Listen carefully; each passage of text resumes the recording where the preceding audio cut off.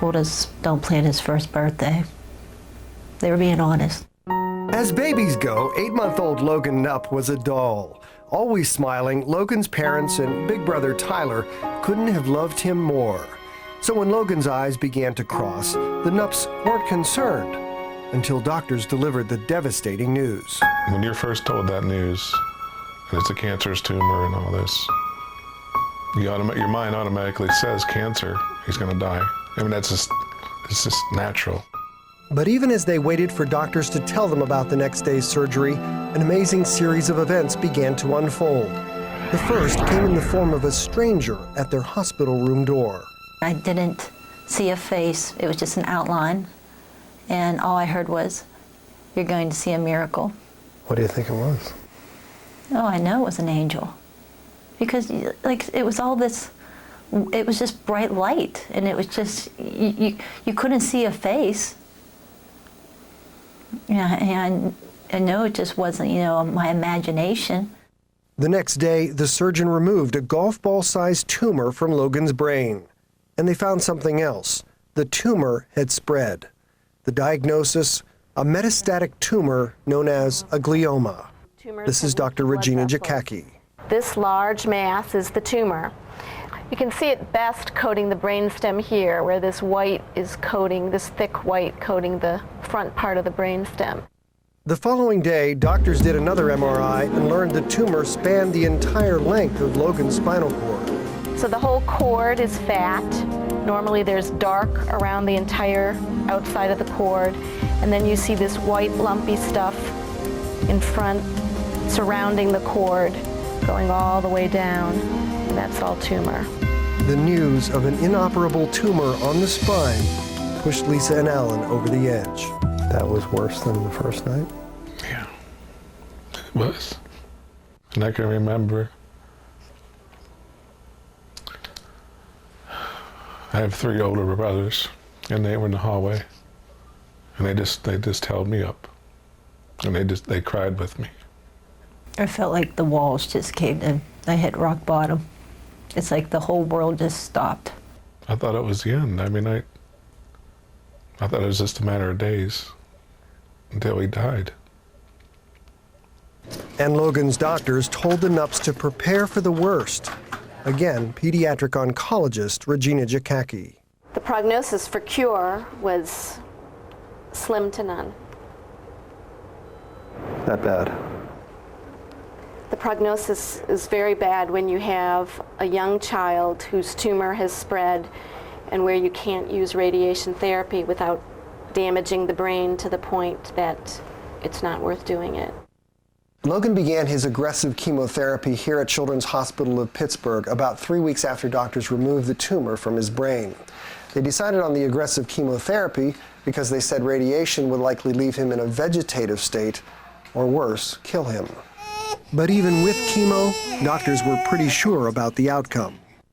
We were hopeful that we would be able to provide some time, and hopefully some quality time, thinking that it would be on the order of months before the tumor would grow back and Logan would die. I felt like I left everybody down. It was hard. I felt like I left Logan down because, I had him. It took a lot of, the doctors talked to me a lot and told me it was nothing I did. They told me it was just that his cells went crazy.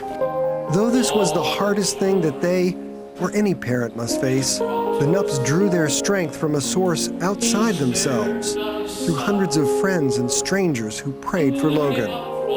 And Lisa remembers one acquaintance named Marty who came to pray for Logan. There was just an overwhelming awareness that God was healing him right then. As I prayed, I actually was aware that God was literally severing this cancer. I saw him lay an axe at the base of the cancer, and the tumor was being totally severed, totally destroyed. The next day after that prayer, and just 1 month after the diagnosis, doctors did another MRI to see if the tumor was growing back. When you have a very aggressive tumor, occasionally it can grow through chemotherapy, and we don't want to give a lot of chemotherapy if it's not going to work. But what they saw in the MRI astonished everyone, including Patty, the MRI tech who was the first to see the scan of Logan's spine. And what did she see? Nothing, absolutely nothing on this baby's scan. I even called the attending radiologist that was on that day. We reloaded his previous scan and compared them, and there was absolutely nothing there. It was incredible, nothing short of a miracle. So do you see this all the time? No. The Knupps wondered if there might be some mistake. After all, they had just come for a second week of chemo. Meanwhile, doctors ordered a spinal tap to check for cancer at the cellular level. The result? Logan was cancer-free. There's no longer any tumor coating the spinal cord at all. And now you can see the normal spinal fluid around the outside of the spinal cord, which is no longer swollen. There's no white areas at all where there used to be, and there's complete disappearance of all visible tumor. Is that amazing? That is miraculous. I think we were just all just couldn't believe it. Couldn't believe it. Doctors were, needless to say, at a loss to explain what happened. Yet in spite of Logan's remarkable turnaround, doctors urged the Knupps to continue chemo for the next 17 months, which they did. Recently, Logan celebrated his 7th birthday, and he's been cancer-free for more than 6 years. Lisa and Alan did get to watch him take his first steps, and recently, he made this amazing play on his first grade basketball team.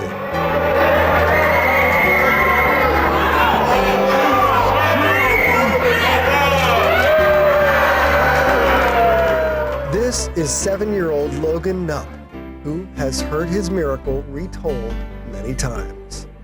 I was sick a lot, and I used to be in the hospital a lot. And do you know why you were in the hospital? Do you know what you had? Brain tumor. Something wonderful happened to you, didn't it? What happened? God healed me. God healed you?